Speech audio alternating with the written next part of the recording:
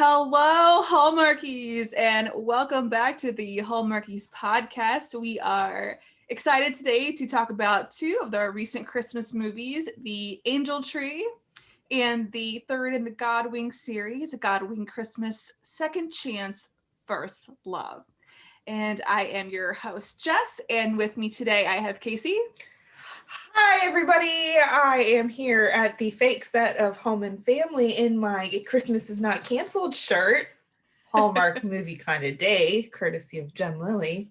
That's not sponsored. That's just because we love her. So That's right. Go sponsor your child. And her movie's coming up soon, too, so it's totally appropriate.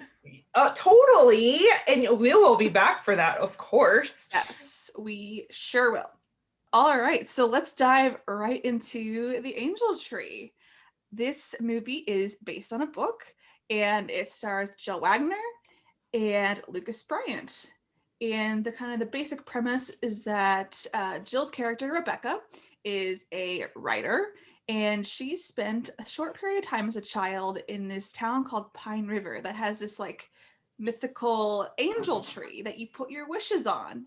And all of those wishes come true, except for hers when she was a kid, which is really sad because her wish was to stay in Pine River forever. And so she wrote one story or one piece on it. And so her editor or boss or whoever is like, you need to go back. And her goal is to find out the identity of the angel and see who is the one who has been granting all these wishes. And so yeah, she goes back with her daughter, Cassie. And of course, she meets one of her friends from the time named Matthew, who is the owner of the coffee shop. Mm-hmm. Okay, I have so many thoughts about this. My first thought is this surprised me in a really good way. I don't know that I was all too high on it. It's kind of like, but it was really fun for multiple reasons. Mm-hmm. The second thing totally reminded me of One Calls the Heart Wishing Tree, where they put all the wishes on the tree and Elizabeth puts the wish that says, I wish Jack comes back, and he's like right behind her and like everybody's wishes are granted. So that was also really fun for me as a Hardy. And then the last thing that really stuck out to me in this movie before we dive into all like the rest of it, it made me laugh that the way they would talk about Angel is like Charlie from Charlie's Angels. Like, Angel says we're not allowed to tell you. Angel did this, da-da-da-da-da. Angel recruited me. And Angel recruited me. Hi, Angel.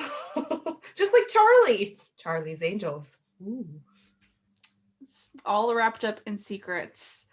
But yeah, I agree. This movie was a surprise for me as well. When I watched it, I didn't know I was going to be recapping it. And so it was like really late in the evening. I was like, I'm just going to watch one more Christmas movie. And it ended up being really good. So I was really glad I watched it. But yeah, let's dive into some of the details here. So these two characters, Rebecca and Matthew, they were friends as kids.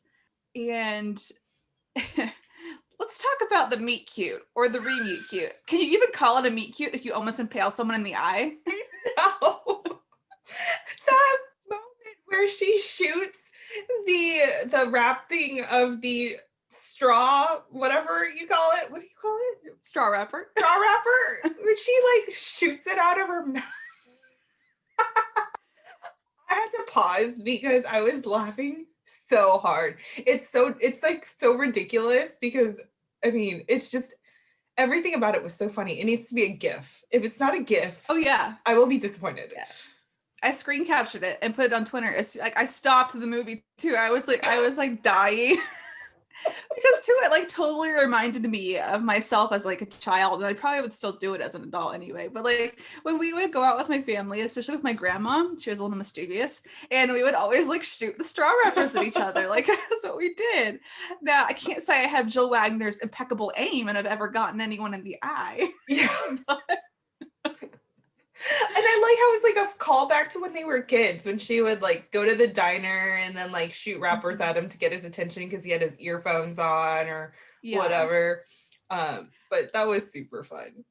That's the second thing. The fact that like their little reunion was happy. It wasn't like a lot of these times in the movies when they like know each other from the past, there's like baggage or it's like super awkward, but they were just like so excited to see each other. And it Yeah. was so refreshing that it wasn't mixed up with all that baggage and awkwardness, I thought. Yeah. So that was definitely different. Yeah, it was like two old friends who were just picking up right where they left off, because in this movie there was an obvious friendship already established there, even though they had been away from each other for, I guess, so long. I don't know that they said how long. Yeah, and I'm not even sure she was like in Pine River for that long, because didn't her dad moved her a lot or something? Yeah, her dad moved her a lot, but she must have been there at least enough for it to make an impact on her. I'd guess maybe a few years, as opposed to like 18 months or something. Yeah. So, but yeah, so that whole diner scene was just great. It was a great way to like set the tone for the movie, because it's a very lighthearted movie. It's a very comical movie. And so Rebecca immediately gets started on finding the identity of the angel. She is staying with her Aunt Mimi, I believe, and she is just trying to find out the identity. She wants Matthew to help her because I guess he has been recruited by Angel to help with these wishes, and he's like, no, I'm not telling you anything. Yeah, then he totally throws her under the bus when she's interviewing all these people, and he's like, Rebecca's gonna try and find out who Angel is. Don't tell her. And all these people are like, yeah, we're on to you. And I'm like, you little twerp, man. Matthew tipped us all off. So here's my question. Whose side were you on for discovering the identity of Angel? Are you on Rebecca's side and like trying to find, or more Matthew's of let's keep it a secret? You know me. I like a good spoiler, okay? Now, I understand. I'm conflicted. As me, myself, if I were in Rebecca's shoes, I would totally be trying to scope out Angel. I mean, you know, we're big Signed, Sealed, Delivered fans here. I would be channeling my inner Shane McInerney and going into the recesses of the internet and trying to figure out who Angel is. However, at the same time, there's like always that element of surprise, and why ruin a good thing, because then it's not going to be as magical for everybody else. But I would still find out, but I would keep it a secret. I don't know that I would exploit it. I feel like that would be a little unfair. Which is kind of what she was doing, right. Which is why I was like, I'm totally with Matthew. I'm like, don't ruin it for the entire town. It's like trying to like reveal the identity of like Santa or something, like, you know, a mythical figure, and you want to like take away the magic of it. Don't do that. I mean, I guess if you want to know like for your own personal, you know, knowledge, great, but don't write a piece on it, because then it's like over.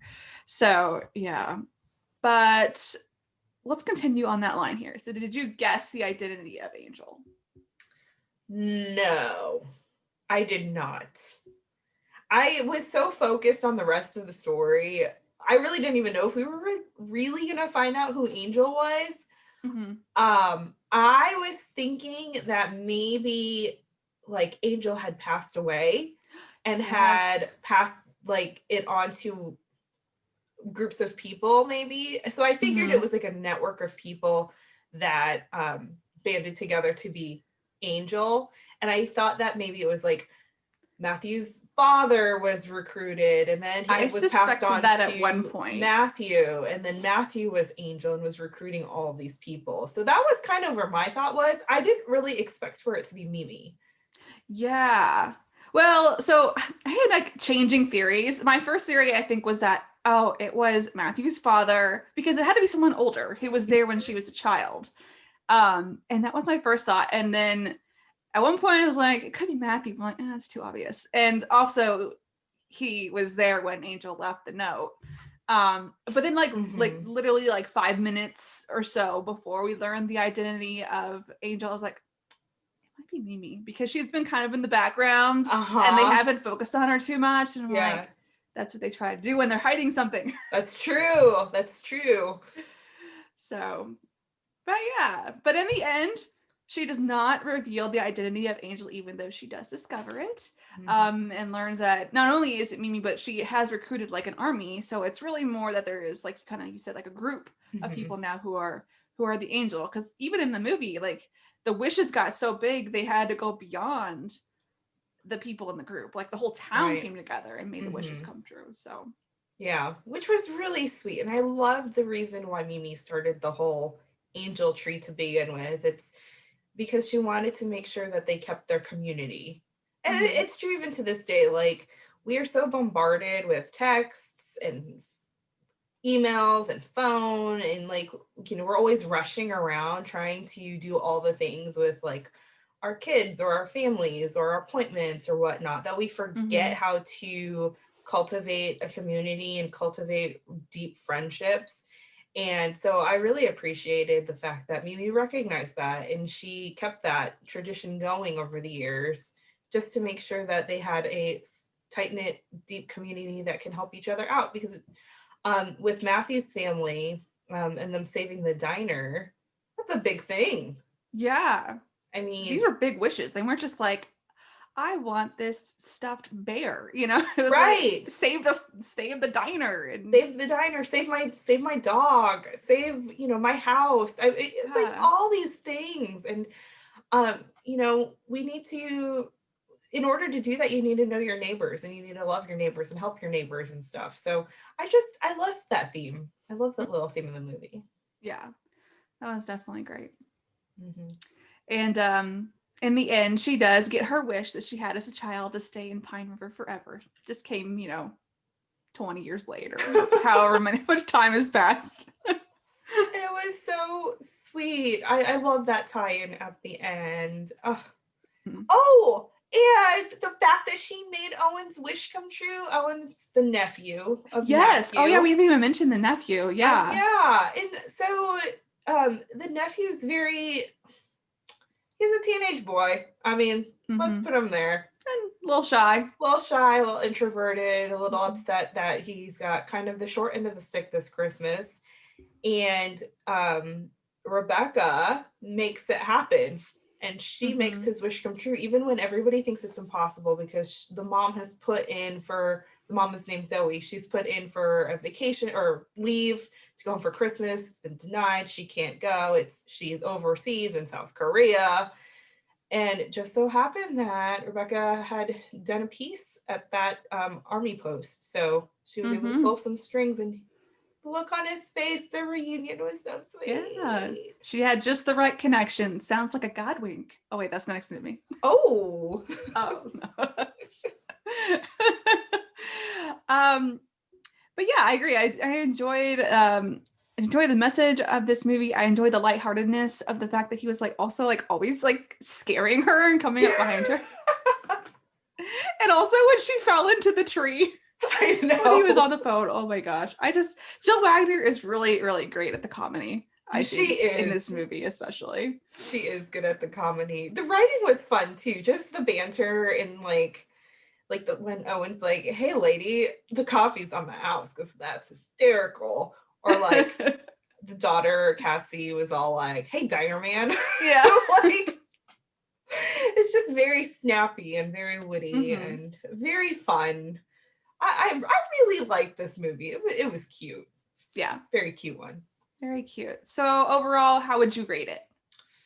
Oh, that's hard.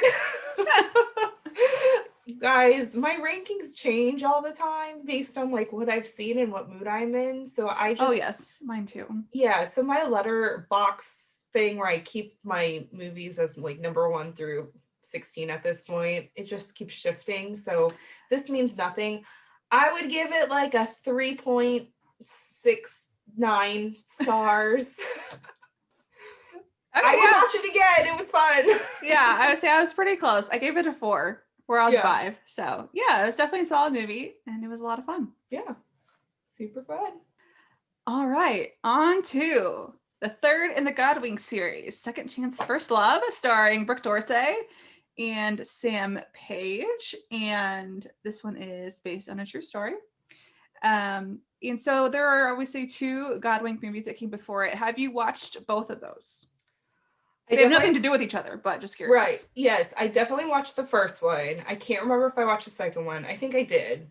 That was one with Cindy Busby and Ben Hollingsworth. Yeah. Yeah, I think I did. I don't remember it, to be honest with you. I'm sorry. No, it's fine. A lot of movies since last year and this year. I was curious about how much, like, if you like them or not. Yeah. Okay, so the one I do remember, the original Godwinks, with Kimberly and Paul, of course, love those two together, and I'm very much looking forward to their Christmas movie, which drops tonight, Thanksgiving night. So make sure you watch that. But yeah, I liked it. I thought it was really sweet, and that one I really liked the fact that Kathy Lee Gifford was in it too. So that was fun. Yeah, I actually didn't like that one. I didn't like the first one. I like the second one a lot. So yeah.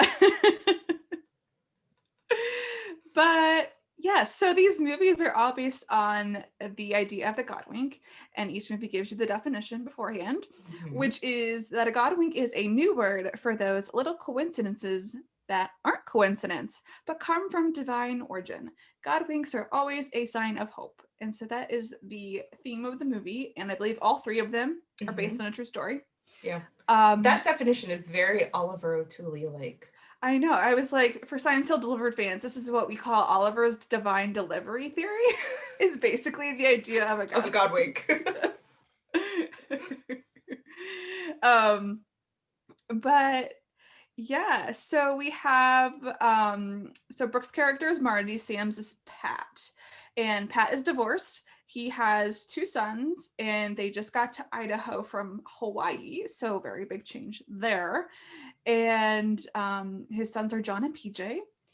And then we have Margie, who works in this like corporate national retail company, and she is paired up to work with her boyfriend to like train him in like her job or whatever.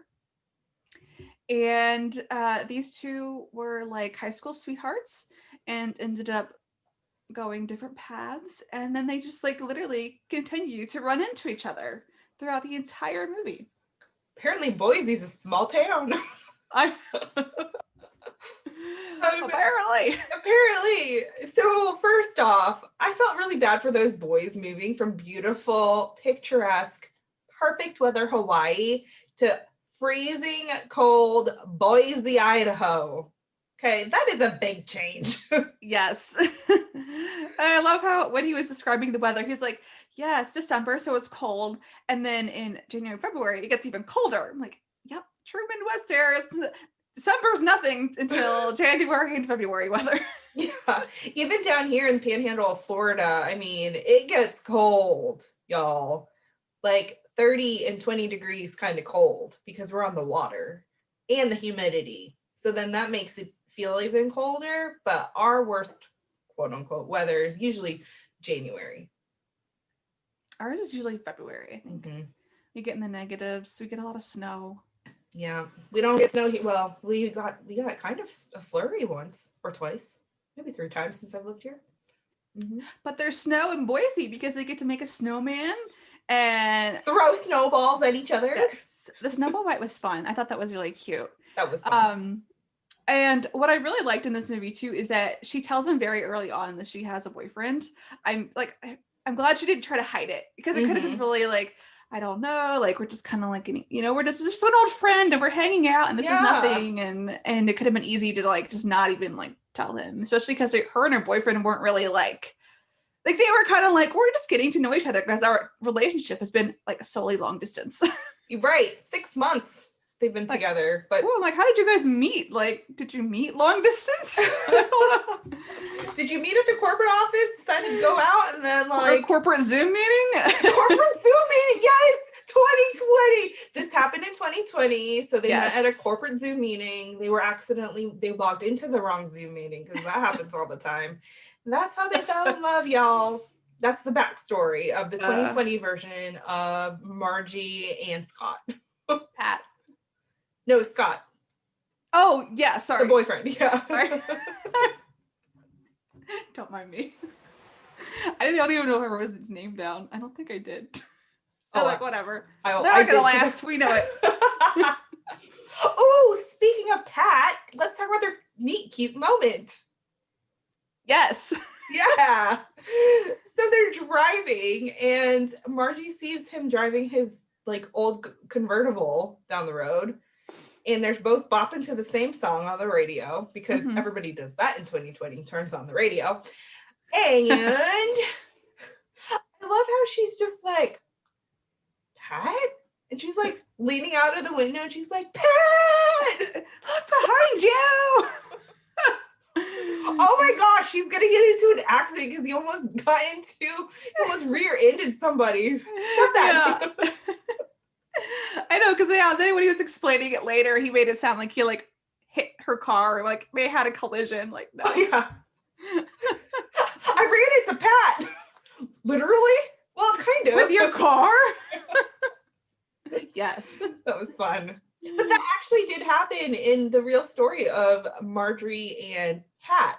Is she came home and she was driving down the interstate and saw him driving and like waved him down, and they literally, that's how they like reunited. I know. So funny. And it happened, I believe, the original story happened in the 70s, I think. 60s or 70s. Hence the radio. Yes, and hence the old car. So that's all there. But yeah, I like that they were able to still tie that in modern day. Yeah. I mean, I still listen to like my version of the radio, which is Spotify.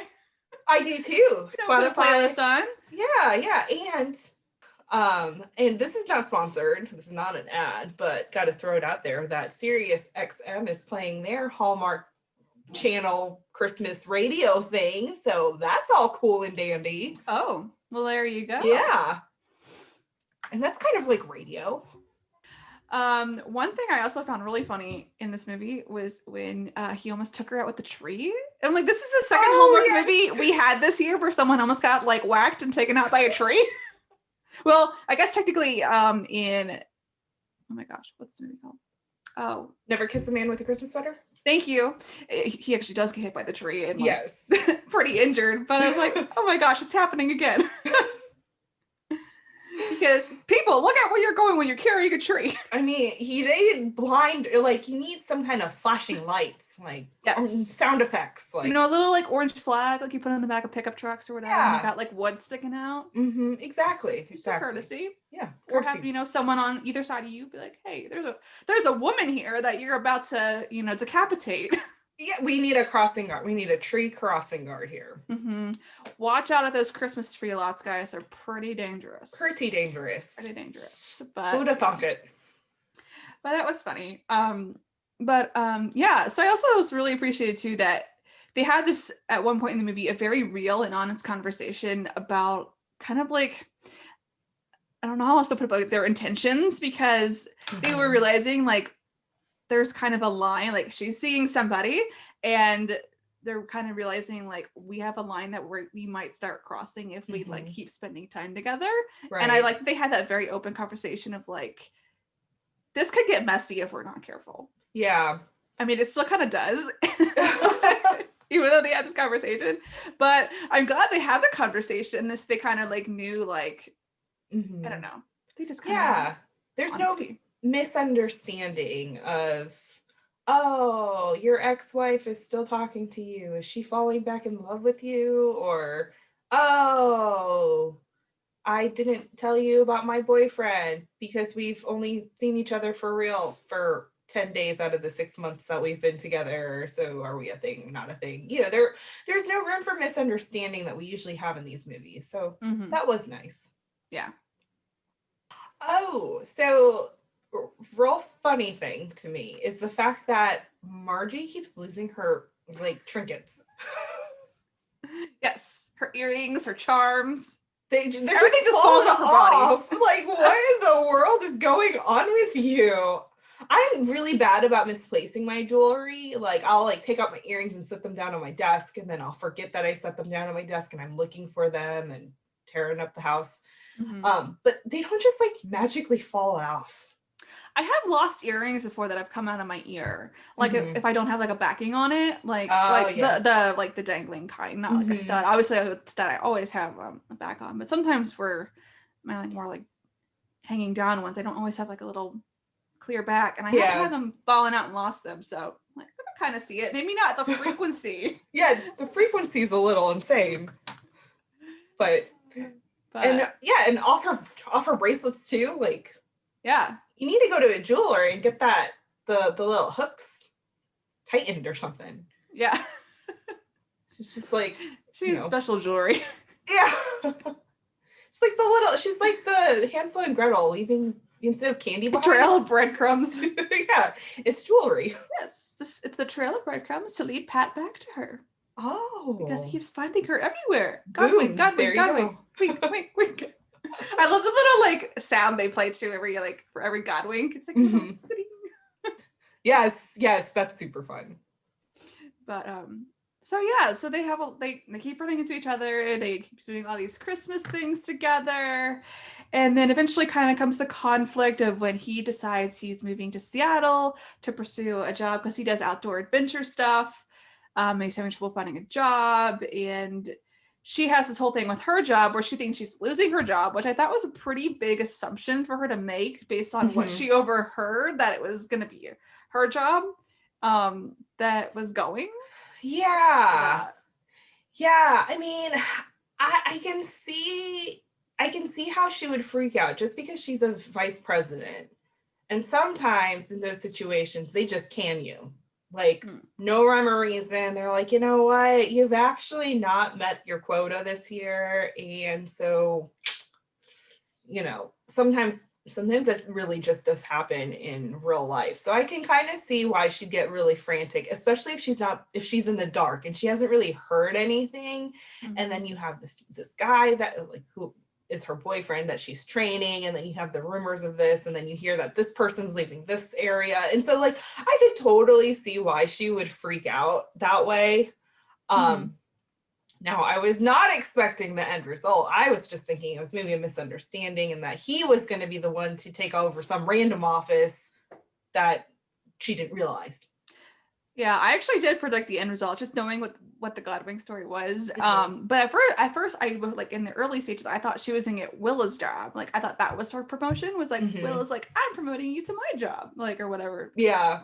That's the part that the fact that she was going to be VP over the entire company of whatever department it was, like that was what I didn't expect. I thought it was like, I don't know, either lateral or, Gotcha. I didn't think she was going to get fired. Let's just put it that way. Yeah. Well, yeah. I mean, I guess I didn't predict her title, but I'm like, it's going to be in Seattle. We know this. Like, oh, yeah. Because otherwise, where would the story be? Right. And that's like the fun thing about these Godwink movies is knowing that it's like a true story. Because like otherwise you watch and you're like, all these coincidences, like that's just in the movies. But it's like fun that it's like, no, this actually happened to two people, like that all these coincidences or Godwinks kept happening and brought them together.